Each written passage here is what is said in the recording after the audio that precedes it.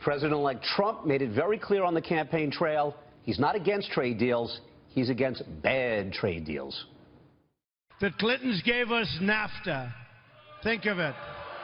The worst trade deal ever signed by any country ever.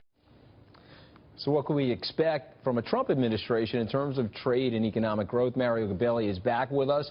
Mario, there's a lot of talk about tariffs and punitive taxes. What's your reaction to all that? Well, you know, about 60 years ago, I took Economics 101, and we all read about Smoot-Hawley in 1930 about the impact that it had on the economy and making it worse. There's no question when I do. Smoot-Hawley was a trade tariff that was imposed right after the Great Depression that embargoed goods. Well, it was imposed in 1930, and the Great Depression continued. But notwithstanding that, Ricardo and Adam Smith, the two economists back that were the fundamental forebears of the capitalistic system of allocating capital, would argue that you would want to have the low-cost efficiency. You said you're a stock picker. We've had this cataclysmic event this week.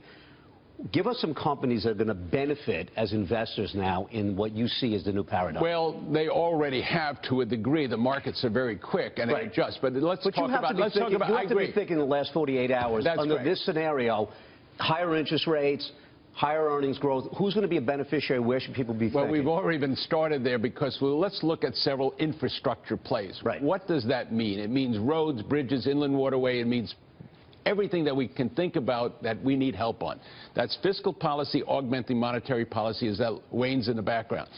Companies like Mueller Industries, MLI, located in Memphis, Tennessee. That I've actually visited them, been down there. Good for you. Yep. You also probably visited the Elvis Presley Museum. Basically, and the place where the little peacocks come out at lunch. Basically, the stock is a beneficiary of construction, and they have copper that they process.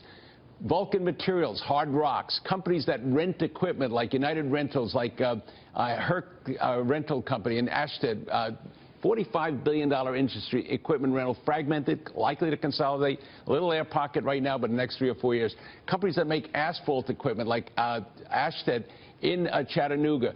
There's a whole array of companies that are tied to that. The second area that's more obvious is the banking industry. The banking industry where you have a strong banking industry in the United States. We're going to unleash the power. They're going to unleash their loan capability.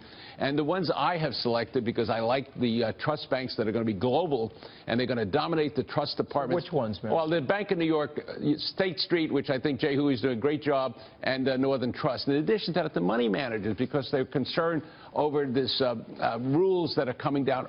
We need the rules, but we don't need them the way they were articulated. We don't need the excess of rules. Well, there was a commentary out of yesterday morning, Thursday morning, there was some commentary related to Dodd-Frank. Is Dodd-Frank going to be gone? Well, listen, I know they're looking at it. I know there's been commentary from President-elect Trump about Dodd-Frank and him not liking it. I think the big issue there, Gary, is with the community banks. And so, Mario, we both know many banks are not lending. Do you think that will return to the marketplace? Yes, because basically, if you're worried about getting over a certain threshold of capital, then you have to worry about significantly financially into the SIFIs.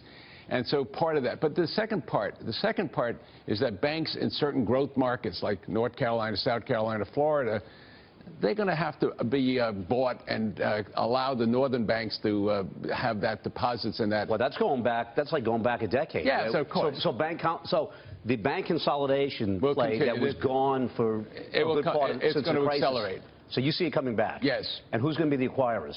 I would think M&T Bank will move south with their customers, PNC with their BlackRock, even though they have that mindless investor, Larry Fink, with their ETFs, they'll be able to do that. But the money man, like Waddell and Reed, Janus doing a deal with Henderson in the UK, T. Rowe Price, those will do well. I was too young to remember 1980, but you and Gary are not.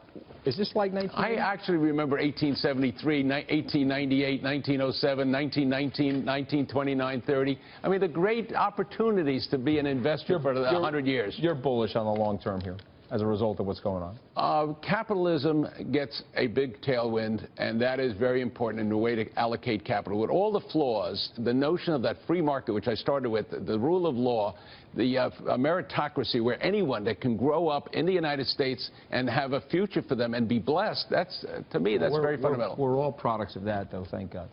And it was the Peabody Hotel that you were thinking about in Memphis. For all those down in Memphis, Tennessee. The Peabody, thank you. Thanks for joining us today. Wall Street Week will be right back.